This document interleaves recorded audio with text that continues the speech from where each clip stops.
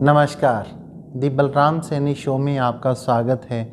आज हम किसान आंदोलन से बड़ी कंपनियों पर पड़ने वाले प्रभाव की चर्चा करेंगे। दोस्तों, देश के सुप्रीम कोर्ट ने किसान आंदोलन को जायज़ ठहराया है। सुप्रीम कोर्ट का कहना है कि किसानों को अपनी मांगों को लेकर, अपने हकों को लेकर आंदोलन करने का अधिकार है। पूर्व जज किसानों के पक्ष में हैं, वकील किसानों के पक्ष में हैं, पूर्व सैनिक किसानों के पक्ष में हैं और भी तमाम प्रकार के लोग, तमाम वर्गों के लोग किसानों के पक्ष में, उनके समर्थन में खड़े हो रहे हैं।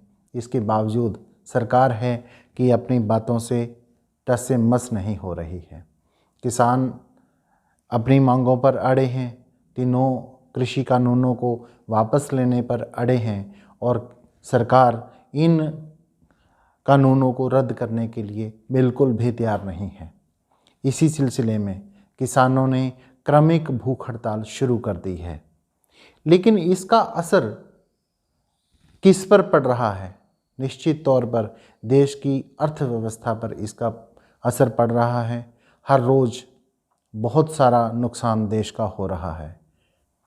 प्रधानमंत्री नरेंद्र जी पर यह आरोप है कि वो दो बड़े उद्योगपतियों मुकेश अंबानी और गौतम अडानी के पक्ष में इन कानूनों को लेकर आए हैं। इसलिए ये दोनों अंबानी और अडानी किसानों के निशाने पर हैं। किसानों ने इन दोनों ही पूंजीपतियों के सामान के बहिष्कार का आह्वान किया है।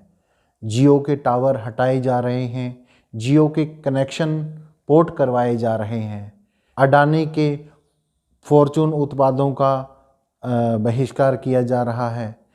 इसीलिए ये दोनों कंपनियां सकते में हैं। दोनों ही उद्योगपतियों के पसीने छूटे हुए हैं। इसलिए अब उन्होंने डैमेज कंट्रोल की कवायद शुरू कर दी है।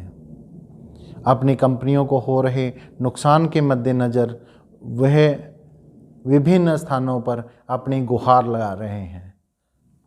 रिलायंस जियो ने जहां अपनी प्रतिनिधि कंपनियों एयरटेल, भारती, वोडाफोन, आइडिया आदि के खिलाफ ट्राई में शिकायत की है, वहीं अखबारों में दिए गए बड़े बड़े विज्ञापनों के जरिए अडानी ग्रुप ने यह स्पष्ट किया है कि वह ऐसी किसी भी कार्रवाई में संलिप्त नहीं है जिसको लेकर उसे बदनाम किया जा रहा है।